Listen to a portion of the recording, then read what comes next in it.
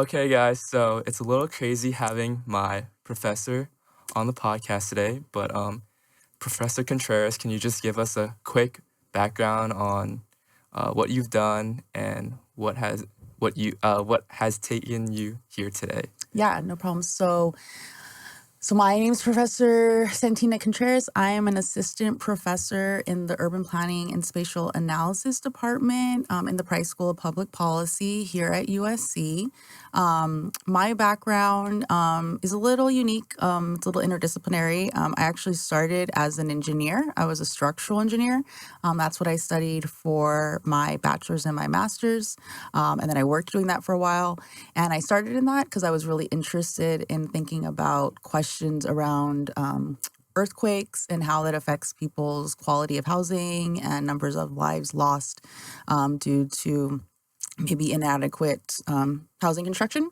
And so that was how I started. I worked in the field. I worked internationally. I learned a lot about different sorts of ways people were getting impacted by those sorts of questions. And I realized that for me, there was a lot of deeper sort of social things that I was interested in.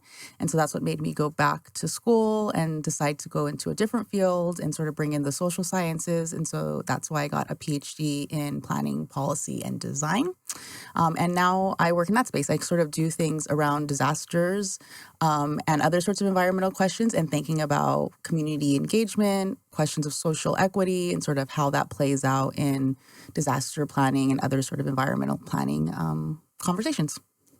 And before you came to USC, you said that you did work at Ohio State. Yeah. So what was it like going from California to the Midwest? Yeah. So that was a fun adventure. It was my first time sort of living. I did a postdoc in Boulder right after I finished my PhD, and then I was in Boulder for a year working there, and then I went to Ohio State and I was on the faculty in the city and regional planning section in the School of Architecture.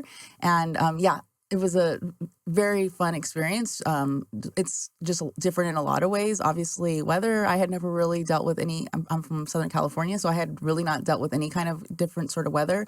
But it was a really interesting place to think about the type of research questions that I do because, so I had been doing a lot of work, say, thinking so much about earthquakes, and you could go to a different sort of place, and there's other sorts of issues, so maybe flooding, tornadoes. I had never experienced a tornado siren warning was, one of the scariest things for me, but it was really a fun experience to get to apply what I do to other sorts of spaces, and also think about different sorts of concerns that I might have been missing in my own work, and so thinking about rural communities, that wasn't as much something that I had been as dominant for what I was doing here, so that was really great. And now being back in LA, it's kind of nice to take what I learned living in Ohio and sort of studying and doing work there and applying it to things that I do in California. Do you feel more like that pride working on projects that like are close to your home or your like upbringing? Yeah, I mean, I think for me that was always kind of my dream, is that I wanted to, I think get to do work that you feel as though it's impacting, like directly impacting the spaces that you call home and the communities that are familiar to you, I think is a really special sort of gift.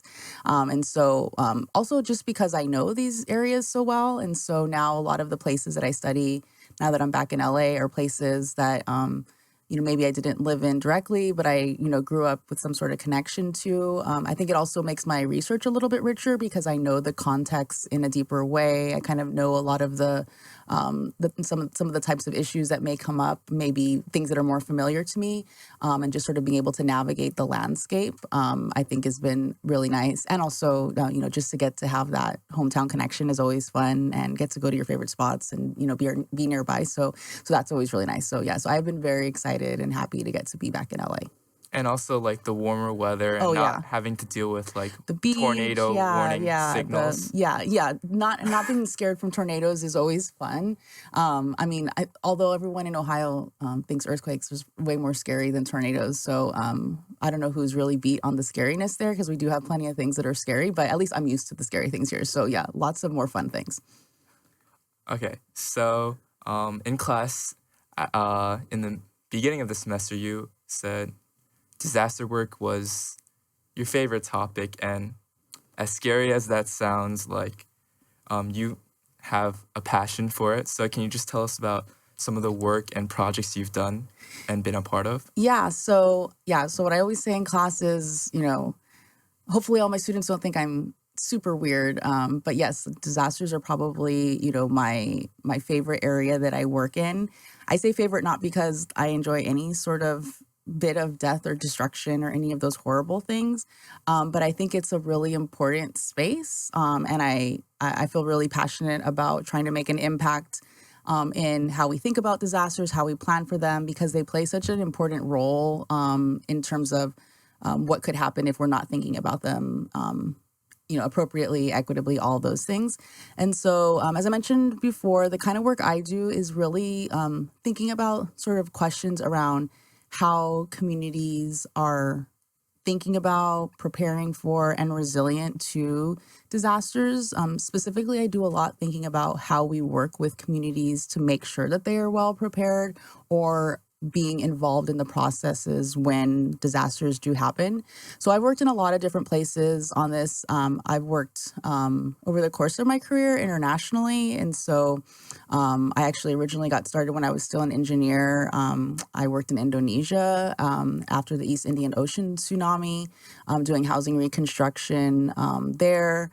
I've worked in Haiti also after the 2010 earthquake, Mexico, Puerto Rico after Hurricane Maria. And more recently, I've been working in LA after the wildfires in 2025.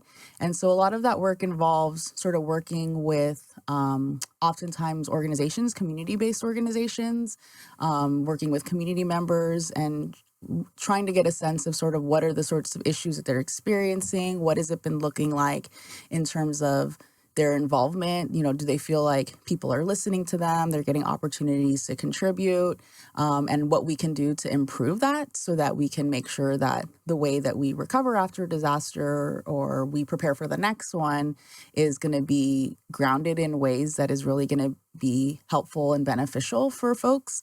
And so that's kind of a big part of all what I've done in a lot of those different places. They're all different types of disasters. And so you probably heard sprinkled in there earthquakes and hurricanes, and sometimes, now more recently wildfires, obviously. But they're all different, but they all have these common threads in terms of the ways that they might impact folks and how we can learn from them kind of collectively. So these disasters are inevitable, but when in class you talk about how like communities are left out in like the recovery process. Like, what does that look like on site? Like Yeah. when you're helping these communities build back stronger. Yeah. So it can look a lot of different ways, but some examples of this might be, that, because a disaster happens, it might destroy everything. There's a lot that has to happen, right? We're seeing that even right now in LA.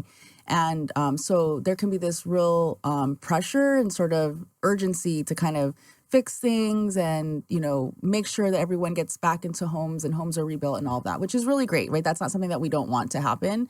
But what we sometimes see that can happen around disasters is because there's so much going on, because it needs to happen quickly, there can be this tendency to sort of assume that we need to leave it to I'll use air quotes of the experts, right? Mm-hmm. This idea that the folks that are the professionals, that have professional training in this, they know best and sort of everyone should stay out of the way and sort of just like let them sort of come in and do everything the way that, someone that works at sort of a big agency or a government might, decide is best.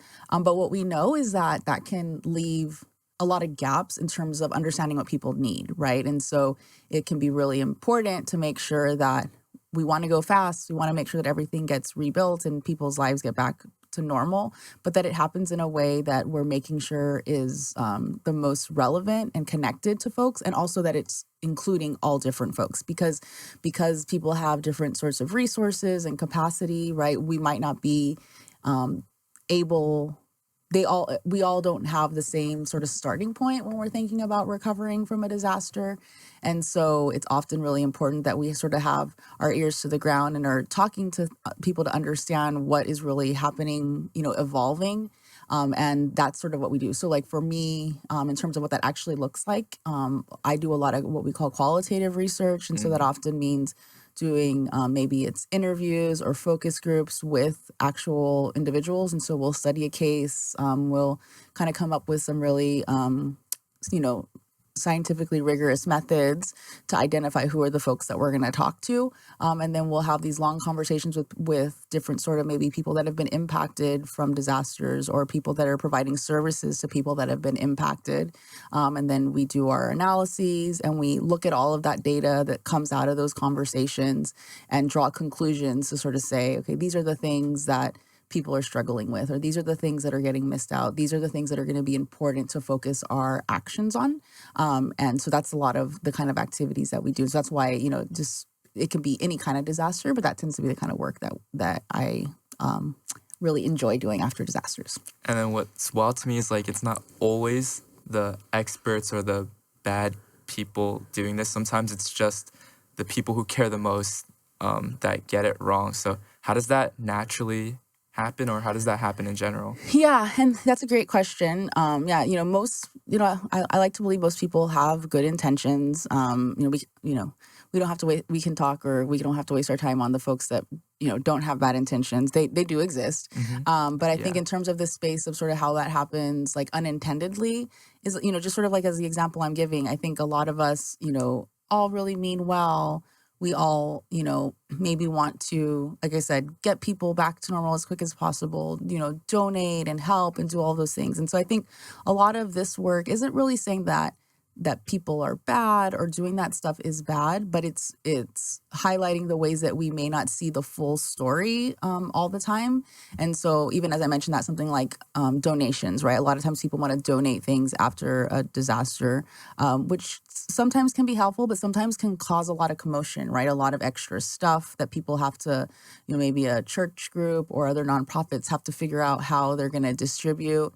And so that's what we kind of do with the research, to sort of make observations about what's happening, to sort of say, okay, the next time maybe we can channel our energy in a different way that would be a little bit more helpful based on what we learned from the last disaster. And so you get those sort of things where, oftentimes with disasters, it might be the first time you're experiencing that, right? And so, I've been studying this for years and years after lots of different ones. So I have some ideas of, what we should do. I obviously am, lots of preparations and disaster kits are going on in my house, right? But not everybody is that sort of constantly thinking about disasters. And so it can be maybe when it happens in your neighborhood or your hometown, that might be the first time you're dealing with it. So it kind of makes sense that we wouldn't be, super experts on it. And so that's why it requires just kind of having these conversations and making sure that we're, having those touch points to make sure that we're doing the work in the best way we possibly can.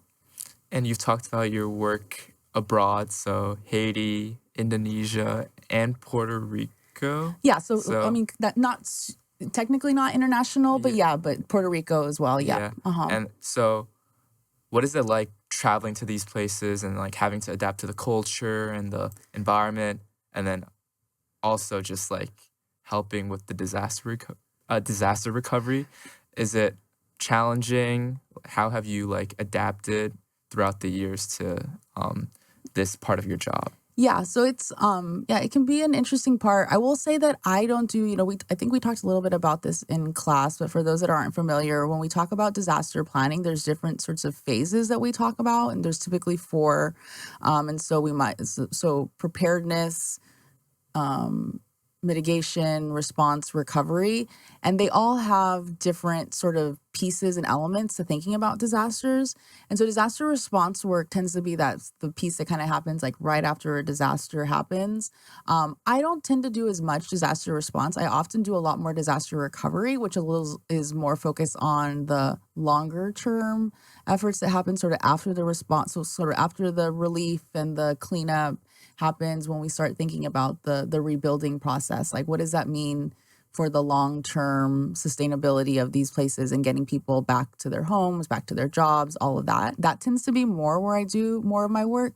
So if you have that image in your mind of sort of like, an earthquake happens and the rubble is all there, all of that. I have had some experiences that are a little bit closer to response, but that tends to not be like my main area For a variety of reasons, that's kind of not where I focus most of my energy. There are folks that do study that, but not as much myself.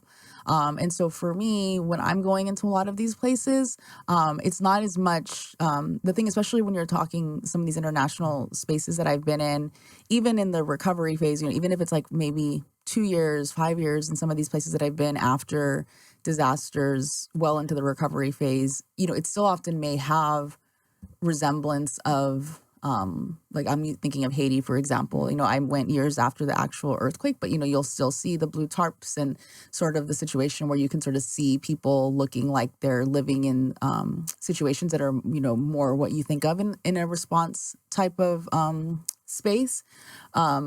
But even if it's in the recovery phase, it still can be a difficult climate to work in.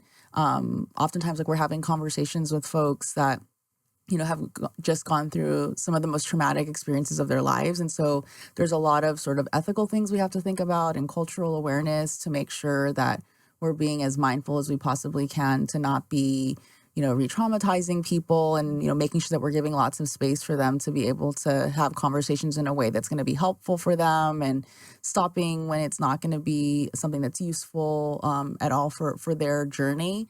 So there's that piece of it that I think even no matter what phase you're working in around a disaster, you have to be mindful of those sorts of things. But yeah, also just getting used to these different contexts. It can be a fun experience, but you're sort of having to jump into learning about different sorts of places. So back to your original question, I think around being back in LA, I think that's been something.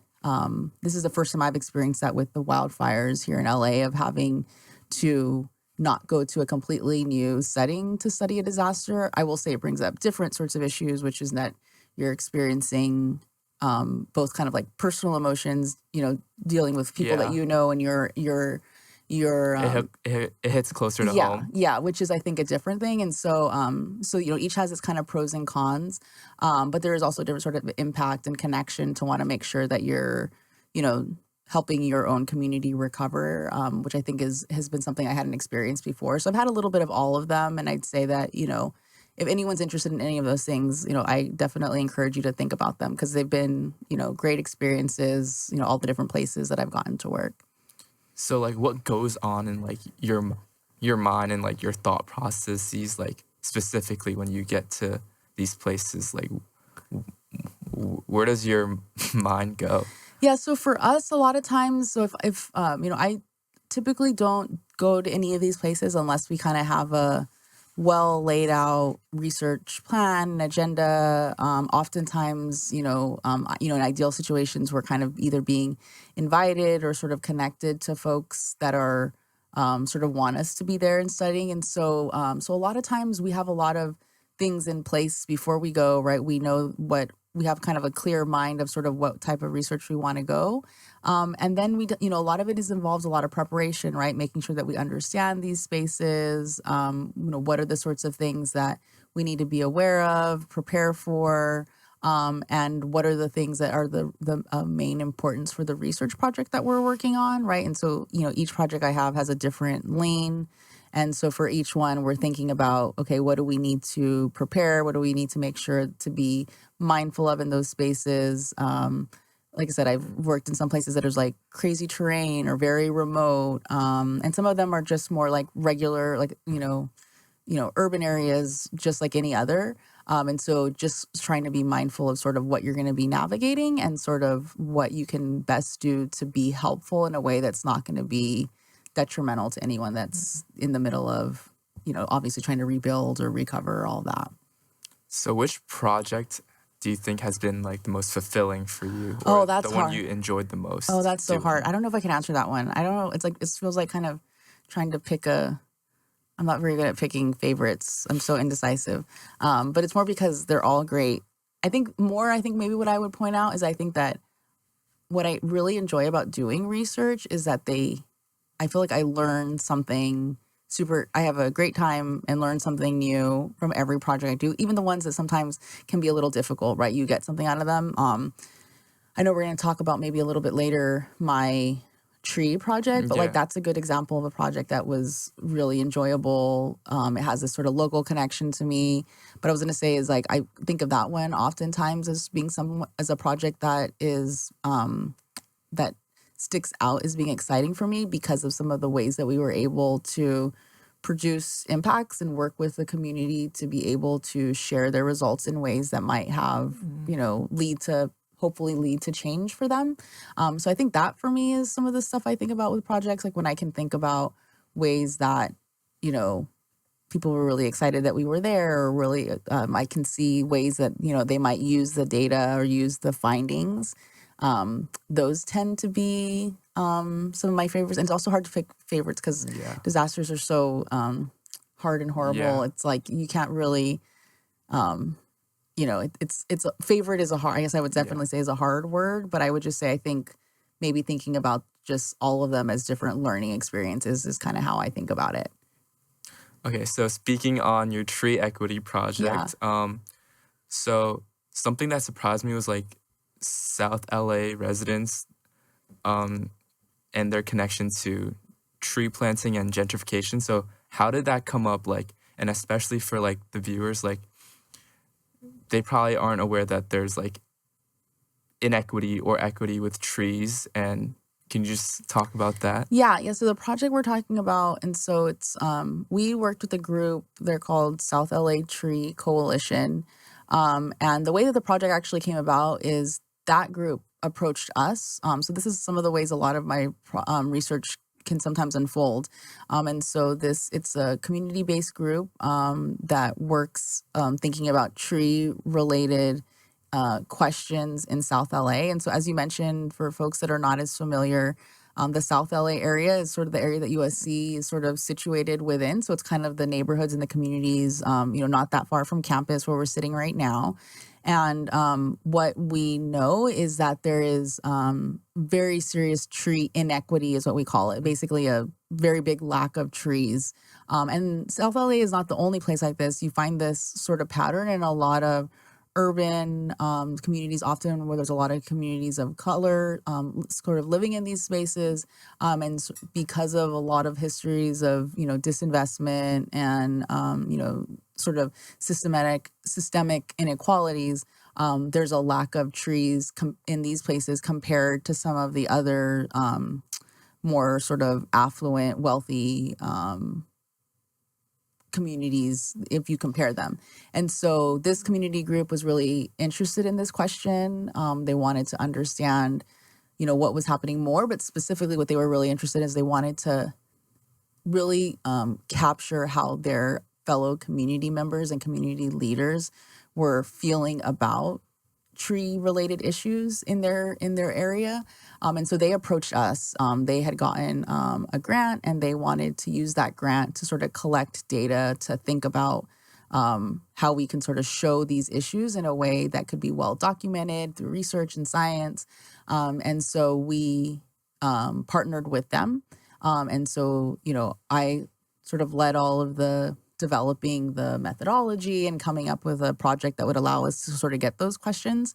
Yeah. And so what we ended up doing was interviewing, I think we ended up about 30-ish community leaders that all sort of either live in or work in or have some connection to South LA, and talk to them about, what they feel is their biggest issues or the biggest things that, need to be improved related to tree planting. And we were able to sort of produce some really cool reports, a paper off of this. We ended up getting some media coverage. They did a feature in the LA Times about it. And so I think that was kind of why I was saying I think it's been a good example for me to be able to see what that looks like, to be able to produce. I know I'm assuming your listeners are in similar boat as you, having to read a lot of academic papers and Yeah. classes, which are great. But it's also really, really, really helpful and beneficial to be able to produce things that are maybe not academic in nature, but are easily accessible for other folks. Students sometimes enjoy them more, but also just community members. You'd be able to take that to policymakers, other sorts of folks, to be able to sort of push for change. And so I think that's why that's been a fun thing out of that project. I feel like that research project's like like something so simple as trees just being like conducting a whole research process on it is very fascinating. And for me, like being around the New York City area, like Hmm. I didn't even realize it, but like when the topic was brought up in class, like how certain areas might, like you were talking about like maybe the amount of trees, but I was thinking kind of more like the quality of trees. Like Yeah. certain areas have like lower quality of trees, like for example, they're not well maintained or well kept, or they aren't given like the best conditions to survive. And other neighborhoods have like these ginormous trees that are well maintained and provide the fruitful results of what trees are supposed to bring to Yeah, our definitely. Yeah. earth. Yeah. And that kind of stuff comes up in the conversations that we have with community members, right? And so when you'll talk to them, that's something that's really apparent that they're, really aware of like what I think what we always point out is these like amazing benefits that come. I think a lot of people don't even realize that sometimes, right? You just sort of are used to having trees in your neighborhood. If you grew up in an area that has a lot of trees, and you might not be thinking about, how amazing that is for your health to be able to be in an area that has trees, right? And so when you don't have them, you are sort of much more at risk to a lot of different things, right? And so air quality, trees help improve the air quality. A big one is the temperature, right? It's a lot cool. Temperature Yeah, regulation, exactly. It's a lot cooler if there's trees. because they provide shade. Exactly. Yeah. So things like shade, cleaning the air, also just for like a mental health perspective, right? Like, it's really nice to, walk around and, be able to like, hear the trees, smell the trees, right? And it can do a lot in terms of sort of boosting, your mental health, just to sort of have access to sort of like parks and trees. So people that don't have them in their neighborhoods, it's a very serious disadvantage. Also, it can lead to a lot of health related risks, right? So if you're for children, right, you might be more likely to get things like asthma, or elderly folks that have more susceptibility to air quality issues. So that's why it's really important that we all have access to those things. And so that's some of the stuff that a lot of the community members will bring up, that it's like they really want to be able to have access to these benefits and sort of to reap those. But they also talk about a lot of these things that can make it complicated. And so you mentioned some of them, right? So things like maintenance, how they're, we don't think about that we just walk around and there's a tree, right? But there has to Yeah. be a program in place Lots of to. trees on campus too. Exactly. But and a lot of people don't notice all the folks that are kind of working behind the scenes to make sure that those trees are staying healthy and being watered and pruned and all of that. And so when we're just talking about folks that may not have access to the beautiful campus that we have here at USC, one thing is if they're able to maybe have someone plant a tree, or if there is a tree nearby, but then thinking about, is there a plan to make sure that that tree is taken care of? Because what we find is that in areas where maybe there's more low income or communities of color, right? People might say, hey, let's help them out. Let's give them some trees and just sort of plant some trees, without thinking about who's going to take care of them, right? Are the communities going to have to water them? Are the communities going to have to maintain them? And so those are the kind of things that we talk about in that project, is sort of what is needed, and what the communities want to see around these sorts of activities. And so in your paper, I think it was said like the South LA canopy coverage is significantly lower than like the citywide Mm-hmm. coverage. And county. Mm-hmm. Yeah. So can you just explain what the canopy coverage is, and also why it's so hard to fix, and like who do you think is ultimately responsible Yeah. for this? Yeah. So when we use we say things like tree canopy coverage, to really talk about sort of the extent to which there is coverage of trees, in different spaces, right? And so what we kind of talk about in that paper is that when you compare what that looks like in South LA compared to both LA City and LA County, it is significantly lower. So basically, the translation to that is that there are far less trees in that area. And as I mentioned in the beginning, that's also a common theme across other sort of lower income communities of color that are very urban in LA. So South LA is not the only one in LA City or LA County that has this phenomenon, right? So if you go to parts of East LA, other parts of LA that have that same sort of dynamic, you see that there as well. And yeah, this can be attributed to a lot of things, but a lot of it has to do with sort of our, patterns of our histories and our patterns of exclusion, right? And so, I'm an urban planner, and so we talk a lot about the different ways that planning can really help improve cities and, think holistically about what is going to be the best things to put into cities so that people can have like a really healthy and happy and vibrant life.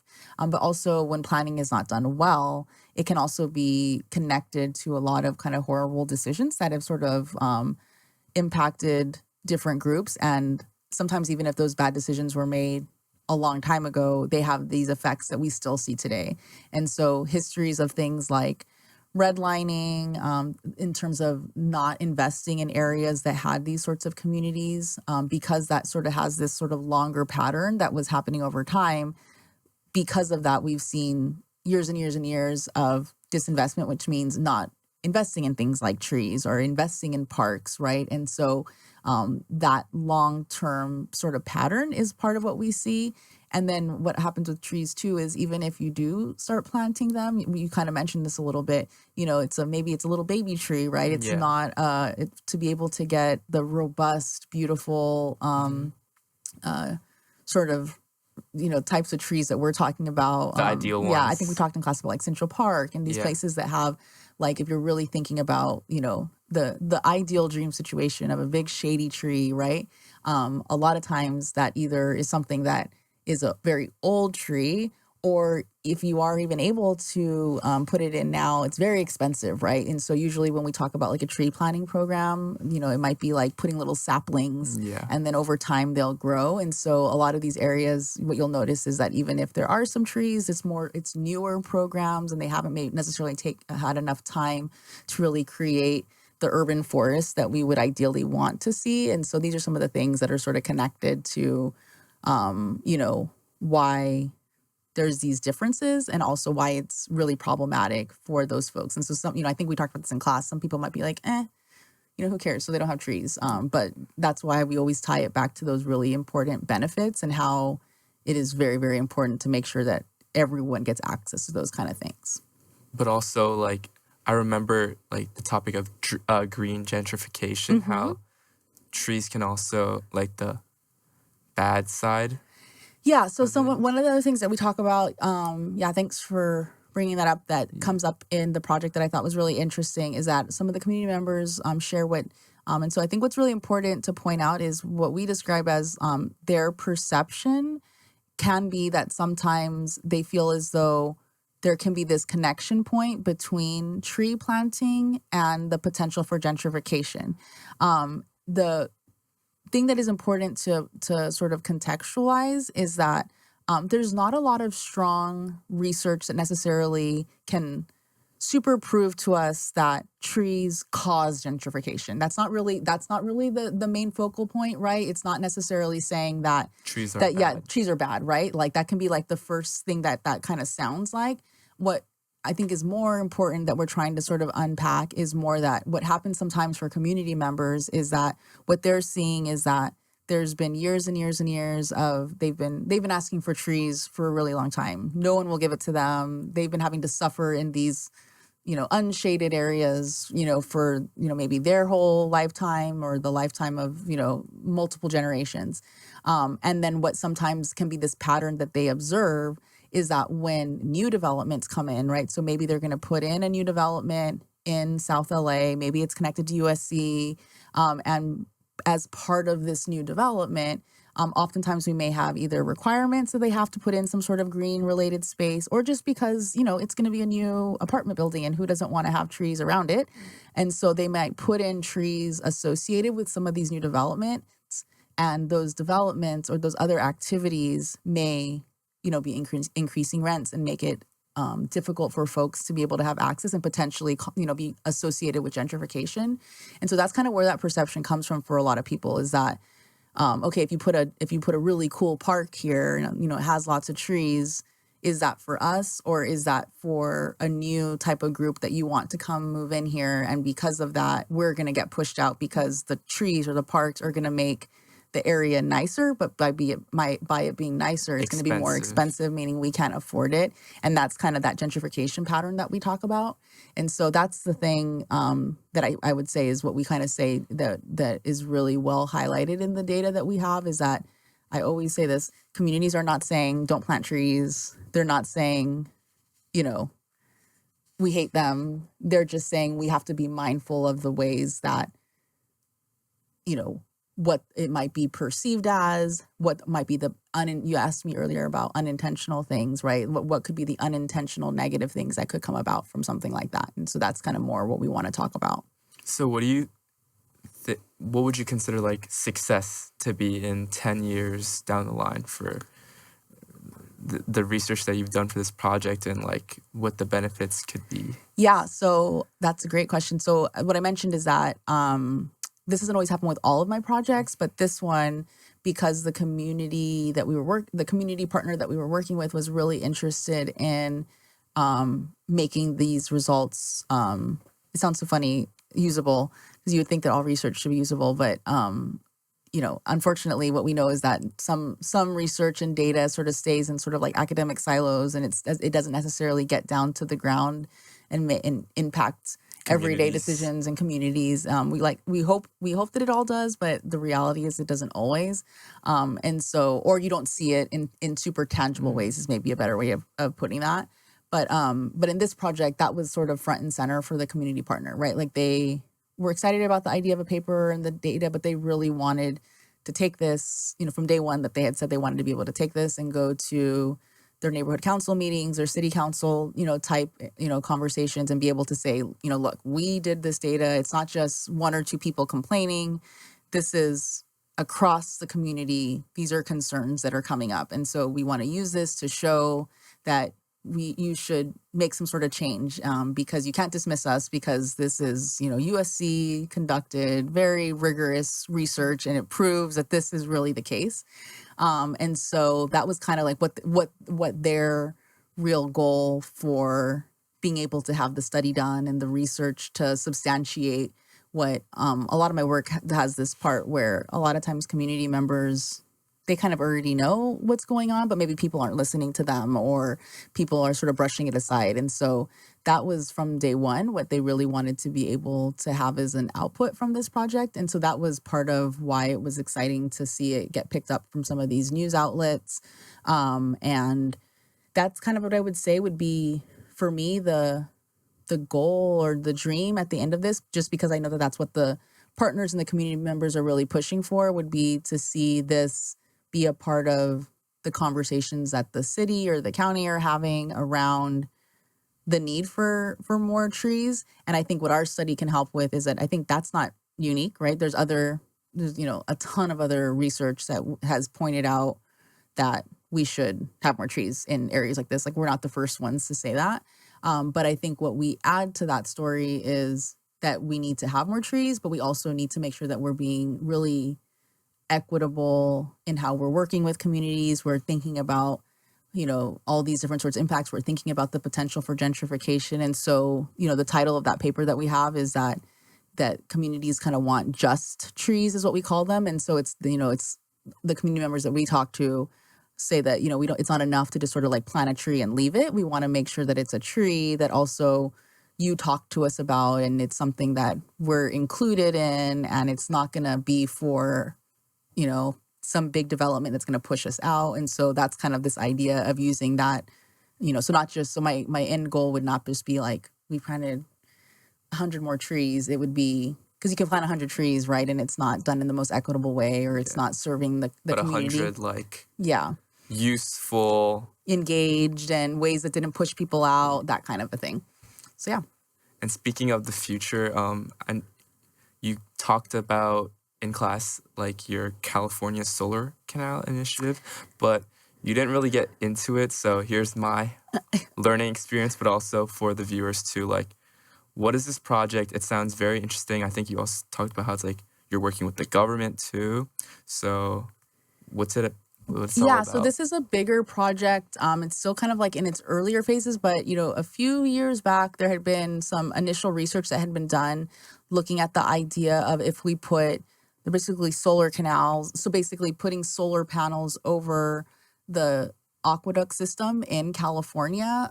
There had been some research to sort of show that might be a potential solution to sort of what we call like a multi-benefit solution, in that it could help with California. Every so years we are in and out of a major drought scare or situation, and so the idea is that by covering the canals with these sort of panels, it can help with the potential for the evaporation of water from the canal, and while at the same time covering it with solar panels, produce electricity that can be used to help with our other problem that we often have in California, which is, so our access to being able to get reliable electricity. And so it was kind of a research study that was really intriguing to a lot of folks because of this idea that like, hey, we could potentially, we're constantly thinking about what are good or important investments that we can be making statewide. And this one kind of, I think, got some attention because of the fact that it could have two positive effects. Because normally we're saying, let's do something that could increase our ability to get electricity or do something that's just for water savings. But the fact that you could maybe do both at the same time, I think was something that was when that first paper that the original research team, I think was at UC Merced, was doing that showed that, kind of perked the ears of people like I think Gavin Newsom and the governor and some other sort of offices were sort of potentially excited about this. And so that was sort of initial research, and that's now in its that initial part, which I was not a part of that initial phase. What happened afterwards, though, was I work with a group at USC called Public Exchange. They basically put together a big sort of collaborative of different faculty, both at USC and at other institutions, to basically say, okay, they're thinking about this question. It's sort of a little small segment of the canal near, up in Northern California. What would that look like to potentially do it across all of the canal system throughout California? And so they pulled us all together, and that's part of the team that I'm on, is that we're looking at we're basically studying the potential for what that would look like if we were to roll out an initiative like that across the state. And so the team that I am a part of is the environmental justice team. And so there's a lot of different groups. Some groups are looking at what's the economic feasibility of this? Is this really that, good for our sustainability? What does it look like from a policy or a legal standpoint? The team that I'm on is looking at the equity and justice pieces. And so basically trying to think about, okay, if we put this across California, how is this going to impact anyone negatively? Are all people, do we need to be thinking about how we can lay out things that would distribute, the water savings or the electricity savings in ways that would benefit some people, because maybe some are going to get more inconvenience because of all of the activities that are going to happen. Thinking about if there's any sort of specific questions or issues and navigating that sort of like environmental justice part, which I know we talk a lot about in class, but that's really what we're looking at for that project. And so we have sort of it's sort of in that early preliminary phase that there's a build out of the solar canals in one site, and this is to sort of see if we would do it larger than that and if it would make sense for the state to invest in something like that. And the common goal that for all your projects is like making sure that the community reaps all the benefits and like they don't really see the downsides. So for this project, how do you ensure that the canal, you speak with the community members along those canals and they have a say in how it's built or where it's built?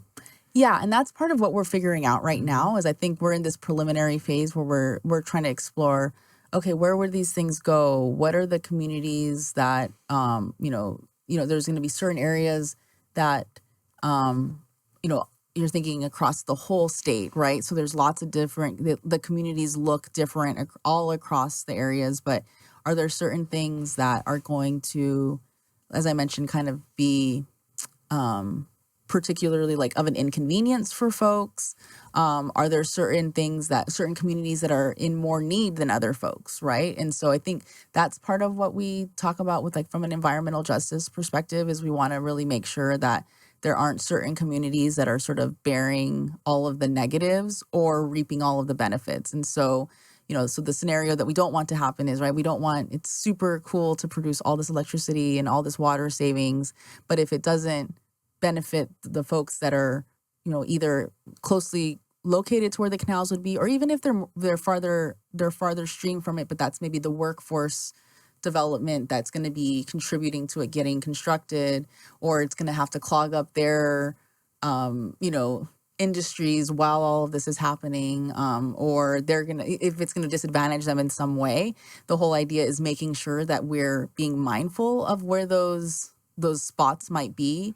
And it doesn't mean that we can't do the project, but it means that what can we be doing to make sure that we're being mindful of those things so that we can have those conversations with those communities, think of ways of being able to include them or provide different things for them to be able to even that out a bit. And if ultimately it ends up being that it's actually going to be super, super negative for them, maybe rethinking things altogether, right? And so I think that's kind of part of what we think about through an environmental justice lens is how we distribute all of that. And I was also like, just like interesting thought that I have is like, do you think there could be such thing as maybe like solar panel gentrification, kind of like we talked about the tree gentrification, how it can provide many economic benefits to an area, but also raise the prices and the quality of standard of living there. So I was just thinking, like, is there 100%. Yeah, a potential chance for that? Yeah, so there's actually a lot of research that sort of looks at those things. So if you're interested, so things like kind of even what the tree conversation fits into, we would sort of fit this into sort of we call it environmental gentrification. I talked a little bit more earlier about green gentrification. I think is more associated with the trees and the park investments and leading to that.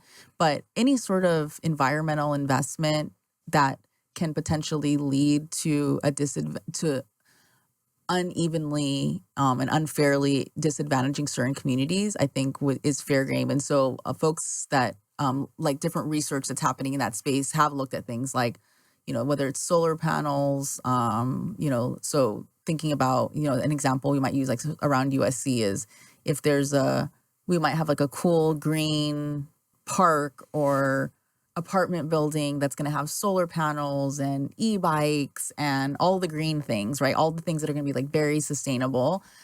So that's all great because we want people to have solar panels. We want them to have, maybe a whole park where there's charge stations so that so more people can use electric cars. Like those are all things that are very environmentally positive, we would say.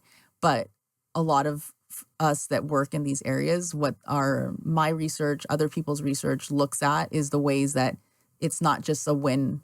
We kind of paint it all as like, oh, it's win for everybody, right? It's great for the environment, but all those investments can lead to certain people being disadvantaged. It doesn't necessarily benefit everyone, right? And so if you're putting a, Tesla charge like parking lot in an area like say an area like South LA, if that's great for the environment because all the people now that have electric cars and they're going to be charging them, that might be a positive win environmentally. But if that community is not the ones necessarily using that charge parking lot, is that, what does that mean for that community? And the gentrification part is the kind of like the next step, which would be, does that change the value of the property and what's happening in that space that now those people are not maybe potentially going to be able to live there? And that would be so there's both just the environmental negative spillover effects that not everyone thinks about. And then that gentrification is the extra step. And speaking of solar panels, something very innovative and tech related, so urban planning is becoming more tech driven, especially with like AI, data, and different mapping tools. So do you think with like technology being incorporated, does it help communities or does it create more problems? Yeah, so I'm a big fan of like, I think it's both, right? Like I think there can be a lot of benefits. And I think that especially in the kind of communities that oftentimes I work in, I don't think I'm ever trying to say, I think, I said this like with the trees. I think we have to be really careful to not say, don't put that there, that's bad, right? But we do have to be mindful of the ways that it can have negatives, right? And so I think when you're thinking about all of these different like tech investments, right? I think, yeah, I don't think it's a yes or no. In the planning field, we're just like every other field, we're grappling with how AI is changing, the face of sort of like what we do as planners. And so I think what we just want to see is if I don't think I'm the kind of, I used to be an engineer, so I'm not opposed to any, I think that there can be some really great things that come from technology. But we also know there's like long histories of people not thinking about the equity behind them. And AI is just the first of many different sort of technological advances that have a lot of promise, but can also really significantly have negative impacts on a lot of different, vulnerable communities.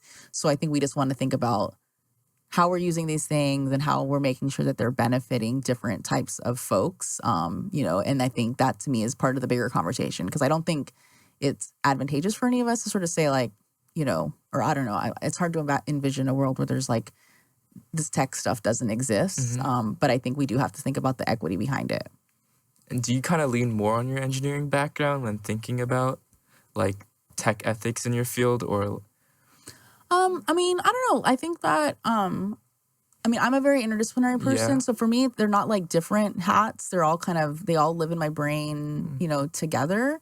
And so a lot of, I didn't mention this part in my projects, but a lot of the projects I do work with a lot of engineers. So a lot of them, some of these different, around different disasters or environmental things, it might be like a collaborative project where it's engineers, social scientists, maybe there's an artist, right? There's all kinds of different people that might be working together.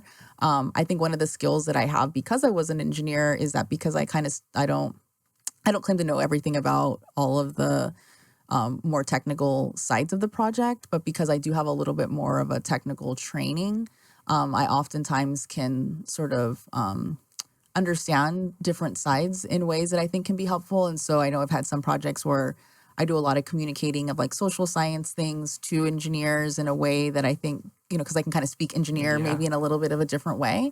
But I actually think it's growing more that people that are in like engineering programs and technical programs are getting more social training than they used to. I know I've have colleagues and I've studied a few programs where sometimes now engineers are taking some like social science type classes, right? There's some engineers in our environmental justice class.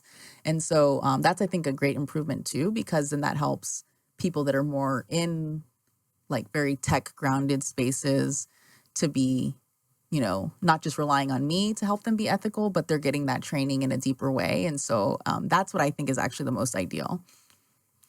So looking at disasters, trees, and solar canals, like what's the common thread or idea for you? Yeah, so for me, it's really comes down to, community, equity, justice is really for me in the environment, right? And so I think if you look across all those projects, for me, I'm always looking at what does it mean to be thinking about doing equitable environmental planning, making sure that we're centering community needs, community voice in all of those projects. And so whether it's trees, whether it's solar panels, or whether it's, you name the disaster, that tends to be where you'd find me, is somewhere in there, making sure that somebody's listening to the community or making sure that something's happening equitably. That's sort of like where I think I live across those different spaces. So there's always a lot of work to do.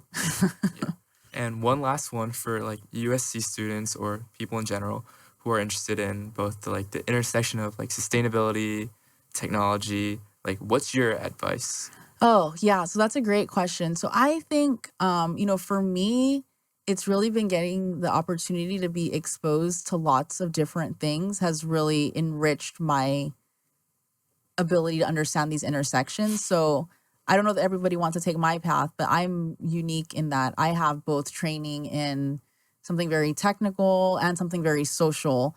So I'm able to sort of, I think that's why I say I'm always kind of living in that space of, I'm actually pretty comfortable with engineering, technical ideas. AI scares everybody, but like I can kind of get on board a bit with some of these sort of technology conversations, but I'm always ready to critique them. I'm always thinking about the social part. So for me, for folks that are interested in that stuff, it doesn't necessarily mean you have to have a, 3 different degrees and 3 different spaces, but I think anything that you can do to get exposure to all the different ways of thinking about those questions, I think, you know, our programs are built to sort of only be focused on one discipline, one major. And I see this in some of my students, right, where you take, you're in such a rush to get out and sort of take all those classes. Yeah. And I completely understand that because I've been there. But I think anything that you can do to get exposure to, something that might not be just the technical, whether that's through your classes, through an internship, volunteering, I think that helps a lot because ethics and community it's something that we can talk about, but you really kind of have to experience it. Like you kind of have to go out there, see a tech project being horribly implemented in a way that's unethical, and then it'll really sit with you and you're going to really want to think about how to improve that. And so and also to make a difference, right? I think you really kind of have to get out there. So that's my biggest advice, is just to find ways to get the experience, but not just on the technical side. Anything that can help you to be thinking about these different perspectives, I think will go a long way. All right. Thank you so much, Yeah. Professor Contreras, speaking about your different experiences in these different fields. Yeah, you're welcome. Glad to do it. Bye. All right. So